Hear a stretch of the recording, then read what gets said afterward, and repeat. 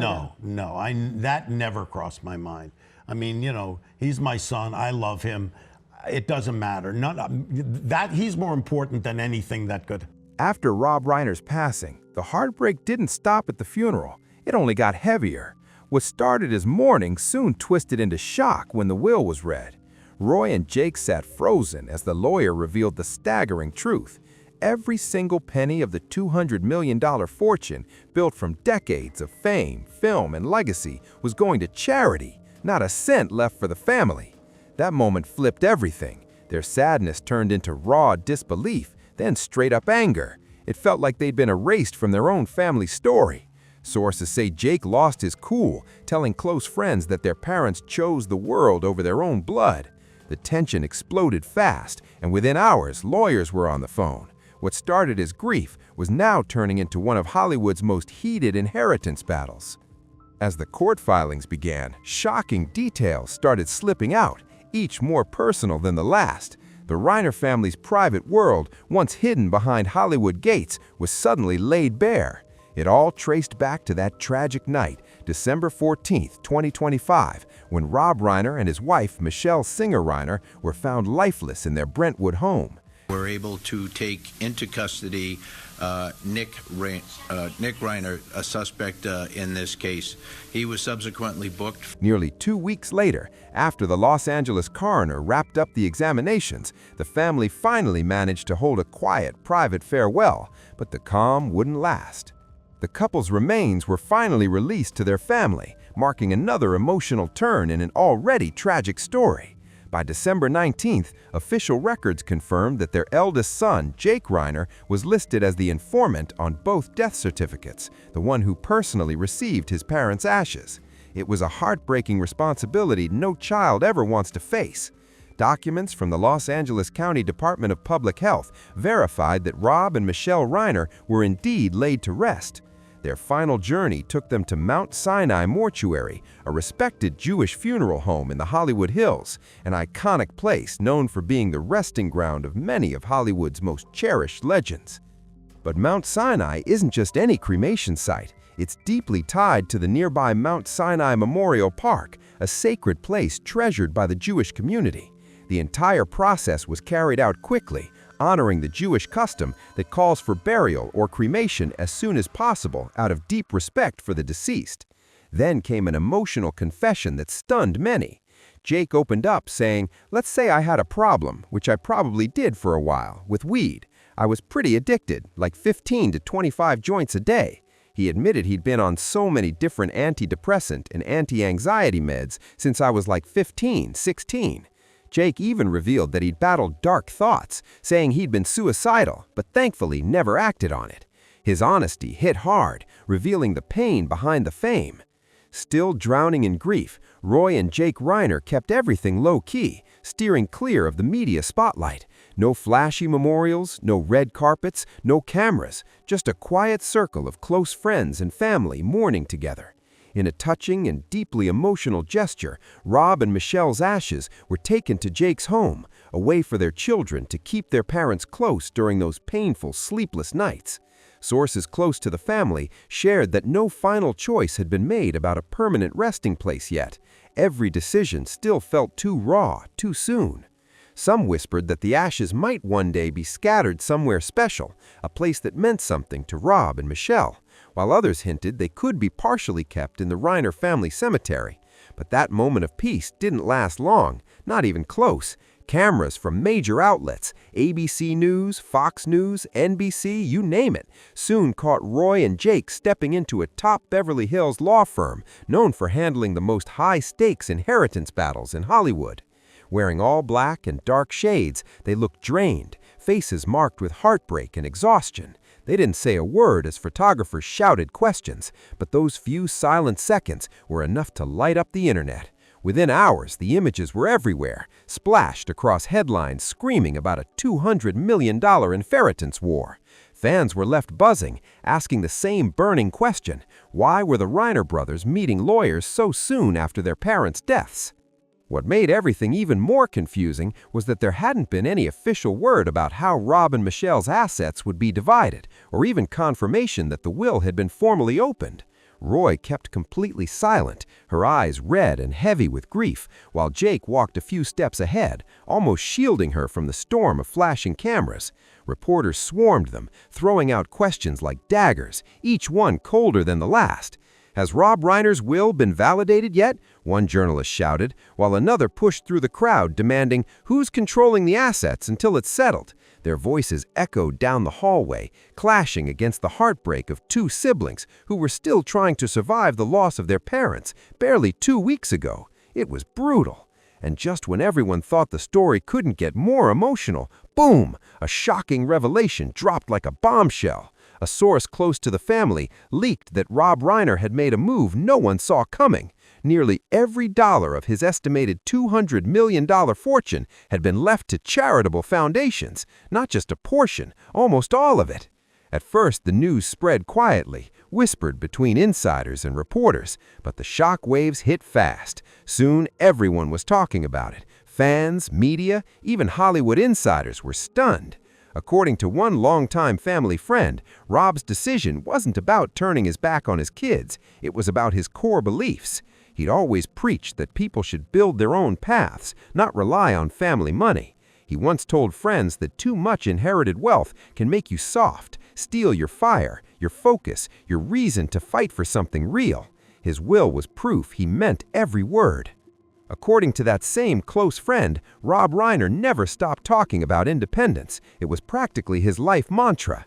He'd always say that Jake, Roy, and Nick had to carve out their own paths, no shortcuts, no silver spoons. But what made his reasoning so striking was how personal it was for each of them. For Nick, who had quietly faced his share of personal struggles, Rob believed the only way forward was through real-world experience, no safety nets, no constant rescuing. He felt that stepping outside his comfort zone was the only way Nick could truly grow stronger and find peace within himself. Rob had once confided that if he kept shielding Nick from the world, his son would never fully understand what responsibility truly meant. A close family friend later put it bluntly. In Rob's eyes, giving someone who's still struggling a huge inheritance would be like throwing gasoline on a fire that's already burning. He saw money as a powerful force. It could either build you up or break you down. That's why Rob believed life itself was the best teacher. The lessons that come from hard work, failure, and facing reality head-on. Jake and Roy, though, were a different story. Rob admired the independence they had already built for themselves. Jake had a strong career, his own achievements, and his own name in the industry. Roy was knee-deep in her creative projects, hustling and grinding to make her own mark. To Rob, that was everything. Both of them had already proven that they didn't need inherited money to define their worth or direction in life. He'd even laugh sometimes and say, "My kids can handle it. They're tougher than people think." For Rob Reiner, true success wasn't about leaving millions behind. It was about leaving strength, purpose, and the will to keep pushing forward even after he was gone. That's why, long before his passing, Rob Reiner had already made his wishes crystal clear. No confusion, no surprises, just his final vision for what his legacy should stand for. He decided that nearly all of his estimated $200 million fortune would go to charitable foundations. To him, money wasn't meant to sit in bank accounts or serve as a comfort cushion. It was meant to do something real. He believed wealth should keep working for society, not dull the drive of the next generation. And Rob didn't just talk about it, he lived it. Sources close to the family revealed that Rob had personally assigned Roy to take charge of selling their Brentwood home and several other properties, with every single dollar of the proceeds going directly to the foundations he had handpicked. These weren't random charities either. They were deeply connected to the causes he and Michelle had supported for decades, including education, healthcare, and crucial social programs. Each choice reflected their lifelong commitment to helping others. One family friend remembered a conversation that, in hindsight, felt almost prophetic. Rob had said, "Parents don't live to pave the road for their children. parents lived to teach them how to walk on their own. That simple truth summed up his entire philosophy. Rob knew his kids might feel hurt, maybe even betrayed at first, but in his heart, he believed this was the ultimate lesson he could leave behind. Rob had always trusted that someday his kids would understand what he'd done, but that belief, as noble as it was, turned painfully complicated once tragedy hit. When the dust settled and the legal papers were laid out, the truth cut deep. Even though Nick wasn't officially barred from inheritance rights, despite the quiet investigation still circling around him, none of the children received a single cent, not one. The shock hit Jake and Roy like a punch to the chest. According to sources close to the family, what followed wasn't just cold legal procedure, it was raw emotion exploding inside the walls of a sleek Beverly Hills law firm. Behind closed doors, the siblings confronted the attorneys who had handled their parents' estate, disbelief written all over their faces. Roy, overwhelmed and heartbroken, couldn't hold it in anymore.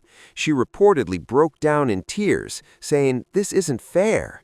Jake's reaction, though, was fiery, his voice sharp with frustration, as he allegedly said, "They chose to care for the world, but forgot about their own children." These weren't words of greed. They came from deep pain, the kind that comes from feeling erased by the very people who had taught them compassion and kindness. Jake and Roy weren't angry about the idea of charity. It was the exclusion that burned. They felt cut out of their own family's story, their legacy rewritten without them in it. Determined to fight for some kind of justice, they began digging into every legal angle possible, questioning the timing of the will, the structure of the trusts, and any clauses that might open a path to challenge it. The grief had turned into a storm, and the battle for the Reiner legacy was just beginning. It didn't take long for Jake and Roy to take things up a notch. They assembled a powerhouse legal team built for Hollywood-level battles. Leading the charge was Daniel Kraus, famously dubbed the man who overturns unshakable wills. And alongside him was Evelyn Hartman, a top-tier expert in charitable trusts who knew every loophole in the book. Their first strategy meeting was thick with tension, the kind that fills the air when emotions and millions are both on the line. Kraus reportedly didn't sugarcoat a thing. He leaned forward and warned them, "If you want fairness, this will be a long and very difficult fight." Jake didn't flinch for a second. "We're not afraid. We've already lost everything," he replied, with a calm that carried more pain than rage. Witnesses said that moment felt less like a legal exchange and more like a verdict straight from the heart. From there, the plan started forming fast. Challenge the charitable foundations head-on. Their argument was that these organizations had unfairly cut the Reiner children out of their rightful connection to their parents' legacy. It wasn't just about money, it was about identity, about keeping their family's name tied to what their parents had built with decades of work and passion. Behind closed doors, though, their intentions became clearer and bolder. They didn't want a fraction, they wanted it all, brought back into the family. Roy, quieter but just as firm, reportedly said, "I don't want a portion, I want it all. They're gone, and we've been left with nothing." Their lawyers cautioned them that going up against public charities could backfire, possibly sparking outrage and tarnishing their parents' legacy forever. But at that point, emotion had already overruled fear. But Jake didn't back down for a second. His voice cut through the tension as he said, "My family isn't public opinion." That single line captured the chaos tearing through the Reiner household, a brutal clash between principle and pain. It was no longer just grief, it was a storm of loyalty, legacy, and love colliding head-on. The legal team got to work fast, digging into every detail they could find. Personal journals, old emails, private notes from Rob's reflections, anything that could prove his final decisions didn't fully represent his emotional state. Krauss reportedly told them, "This isn't just a lawsuit about money. This is a fight to redefine what your father's legacy truly means." Those words hit deep. What began as a legal dispute was turning into something much heavier, a war being fought both in the courtroom and in the hearts of Rob's own children. The irony was impossible to ignore. The same values Rob had preached his whole life, independence, accountability, and self-reliance, had now become the roots of his children's rebellion. Jake and Roy weren't fighting to learn a lesson anymore, they were fighting against it. To them, this wasn't about philosophy or principle, it was about the hollow ache of never getting to ask why while their father was still alive. Outside, the world continued to celebrate Rob Reiner, the beloved filmmaker, the activist, the man of compassion and justice. But behind closed doors, his family was said to be quietly falling apart, torn by the very ideals he had built his life around. Rob had always believed his children would one day understand, but that understanding still hadn't come. A close family friend said it best, their voice heavy with sadness. He left before hearing them say they weren't ready. Those words struck like a dagger to the heart, because in the end, the story of Rob and Michelle Reiner's will wasn't just about money, it had become something far deeper. It was a raw, heartbreaking reflection of love, legacy, and loss, a reminder that even the kindest intentions can leave scars that no inheritance could ever heal. For decades, Rob and Michelle Reiner were celebrated as one of Hollywood's most passionate and socially conscious couples. Their lives were built on giving back, on standing up for what mattered, from fighting for early childhood education to pushing for equality and human rights. Every move they made carried purpose and heart. Their proudest legacy, the I Am Your Child Foundation, was more than just a project, it was a living monument to everything they believed in. It proved that their compassion wasn't just for cameras or causes, it was real and it changed lives. The foundation was revolutionary for its time, focusing on the most critical years of a child's life, those from birth to age 3. Through groundbreaking educational films like I Am Your Child, The First Years Last Forever, featuring Hollywood icons such as Tom Hanks and Oprah Winfrey, the Reiners sparked a nationwide awakening. Millions of parents across America began seeing early development in a whole new light. And Rob didn't stop there. Riding on that momentum, he launched Parents Action for Children, an advocacy group built to bring neuroscience and child psychology right into public policy. He wanted lawmakers to understand what science had been shouting for years, that the earliest years of a child's life shape everything that comes after. Rob and Michelle's work didn't just touch hearts, it helped build a movement that redefined how America thought about parenting, compassion, and the true meaning of legacy. Rob Reiner's vision was nothing short of fearless. He wanted to push California's lawmakers to take real action, investing in young children and lifting up low-income families for the long run. This wasn't about short-term fixes. Rob was thinking generationally. And by his side every step of the way was Michelle, working tirelessly behind the curtain, making calls, linking donors, bringing in experts, and making sure every piece of their dream fit perfectly into place. One of their most powerful achievements came with Proposition 10, a groundbreaking campaign that Rob personally led.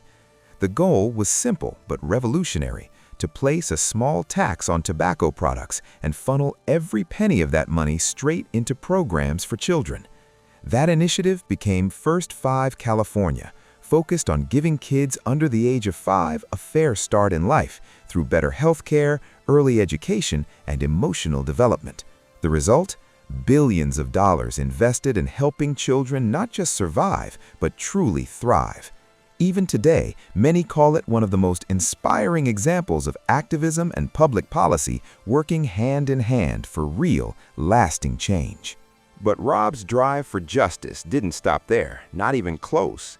His passion for equality burned just as strong. He co-founded the American Foundation for Equal Rights, a group that made history by challenging discriminatory laws that once limited marriage rights in California. That courageous fight didn't just stay local, It helped pave the way for the landmark 2015 Supreme Court ruling that made marriage equality the law of the land across the United States. Rob Reiner wasn't just creating films, he was helping rewrite history. While Rob stood proudly as the public face of their mission, Michelle was the strategist, the quiet force working tirelessly behind the scenes. She was the one coordinating press outreach, rallying artists, and making sure every campaign carried not just purpose, but heart. Nothing she did was about fame or credit, it was about impact. Together, they formed a powerhouse duo that blended creativity with compassion in ways Hollywood had rarely seen. Beyond their own organizations, Rob and Michelle gave generously and constantly to countless social causes. From public education and mental health programs to initiatives that helped people rebuild their lives after recovery, their generosity touched communities all across California and beyond. Yet most of those donations stayed completely out of the spotlight because Rob had one rule he lived by: true charity doesn't need applause. Even in his films, Rob found ways to blend storytelling with activism. His movies often carried powerful messages about empathy, justice, and the human experience, and he used that influence for good, hosting charity screenings and donating proceeds to programs supporting everything from early childhood education to civil rights movements. And Michelle? She was the perfect partner in every sense, balancing creative vision with compassion and turning their shared values into real-world action. What few people knew, though, was that both Rob and Michelle quietly served on multiple advisory boards across California, especially those focused on child welfare and early education. Their dedication wasn't just professional, it was personal, woven into every part of who they were. They didn't just lend their names to causes, they gave their time, their energy, and their hearts to make real change happen. Rob and Michelle Reiner weren't the type to just show up for a photo op. They were hands-on, deeply involved in every decision. They sat through long, draining meetings, pored over endless reports, and argued passionately over budgets to make sure every single dollar went where it would truly make a difference. Their impact went far beyond charity work, too. Over the years, they poured millions into political causes, using their platform to push for progress and justice.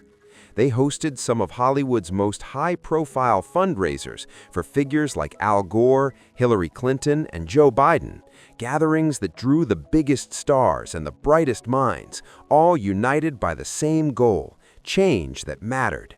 At one point, even Rob toyed with the idea of running for governor of California.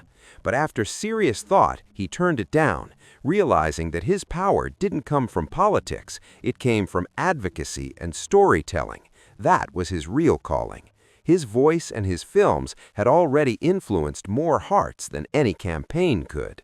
For Rob, family and principle always came before personal ambition, and when the country faced moments of uncertainty, he didn't stay silent. In 2017, he co-founded an independent committee to dig into election-related concerns, fighting for transparency and truth. Through it all, Michelle was right beside him, his anchor, his partner, and his equal in every sense. Rob and Michelle often teamed up as co-producers on powerful documentaries like God and Country, a fearless deep dive into how faith and politics collide in modern America. Their impact couldn't be measured by money alone. It was measured in real, lasting change. Because of their relentless work, millions of children across California gained access to better early education programs, while countless couples finally saw their relationships recognized under equal rights laws. Their advocacy didn't just echo in speeches, it shifted culture, giving progressive ideas a louder voice in Hollywood and beyond. So when word eventually spread that Rob Reiner had chosen to donate nearly all of his wealth to charity, those who truly knew him weren't shocked at all. It was perfectly in line with the way he'd lived his entire life. Rob's generosity was never about luxury or headlines. It was about legacy and purpose that would outlive him. But that revelation sparked another burning question that fans everywhere began asking. How did Rob Reiner build such an extraordinary fortune in the first place? The answer traced back to pure grit and an unshakable love for storytelling.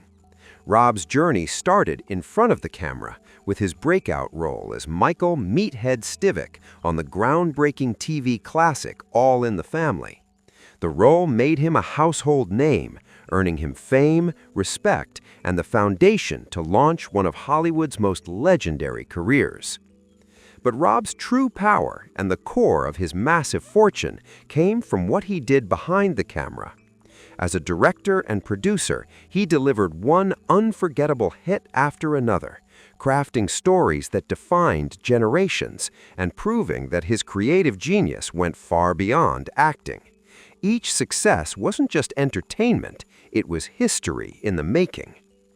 Rob Reiner's filmography reads like a list of pure Hollywood magic. When Harry Met Sally, Misery, A Few Good Men, The American President, and Stand By Me, these weren't just movies, they were milestones that defined entire eras. Each one became a cultural landmark, shaping how audiences saw love, justice, and humanity.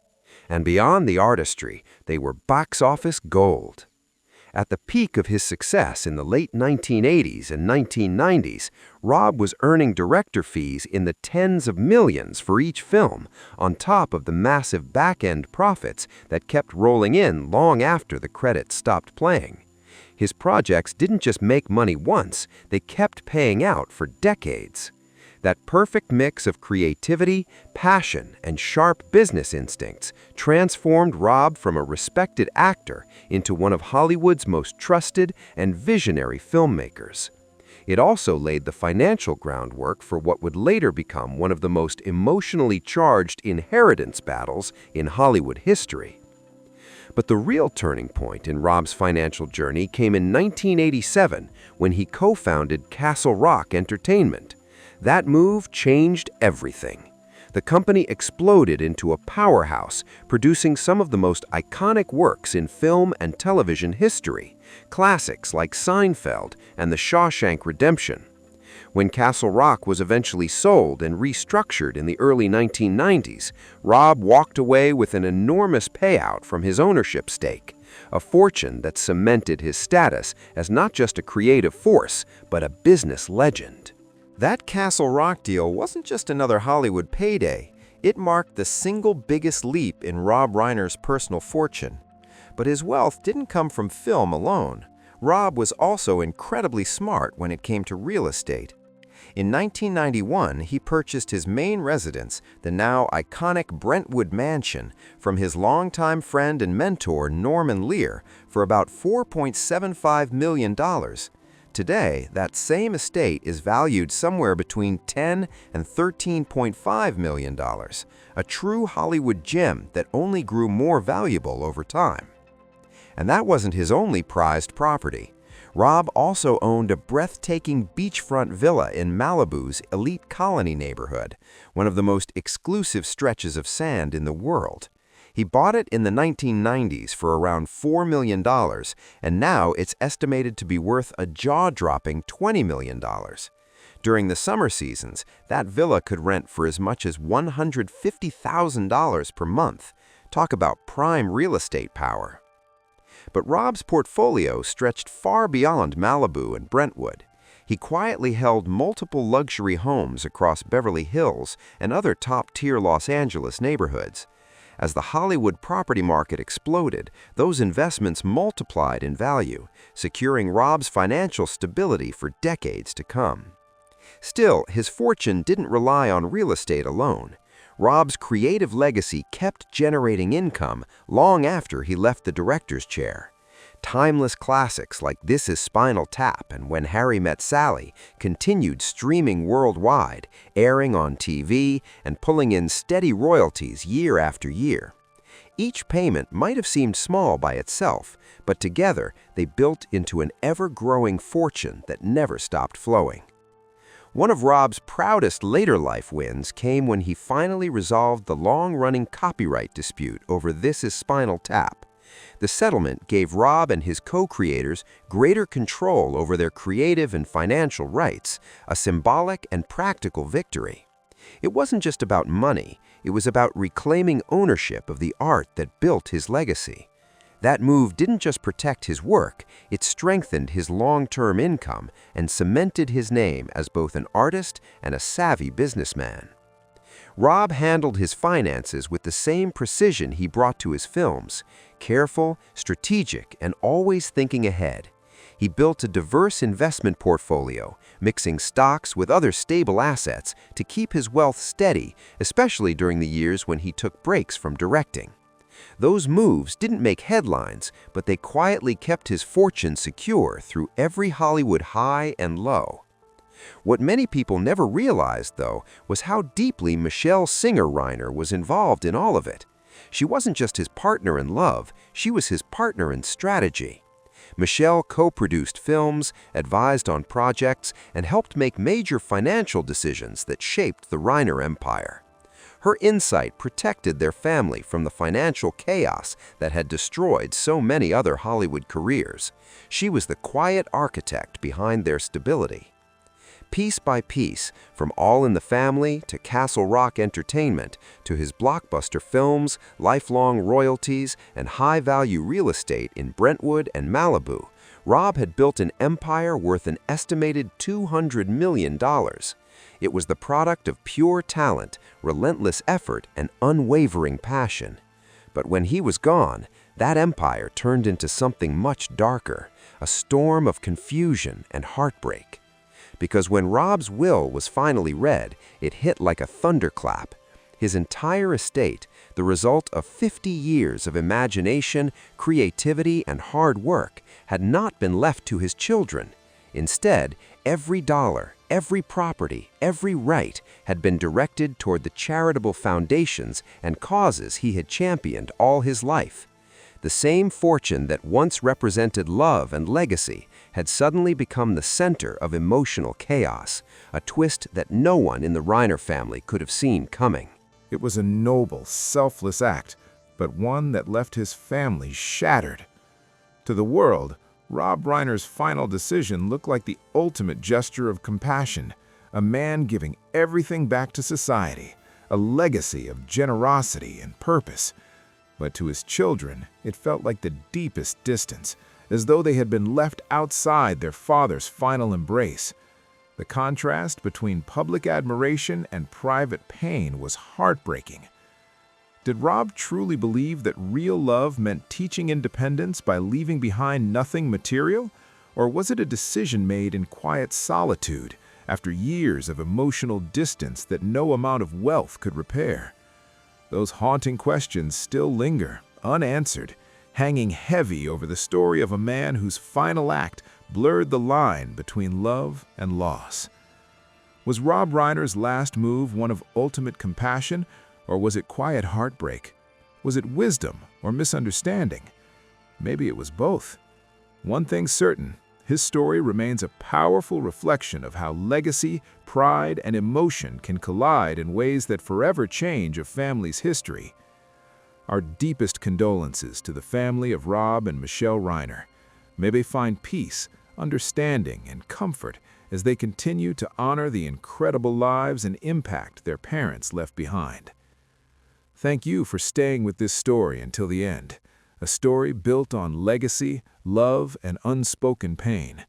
If you have your own thoughts about Rob Reiner's will, or how love and legacy can sometimes clash in the most unexpected ways, share them in the comments below.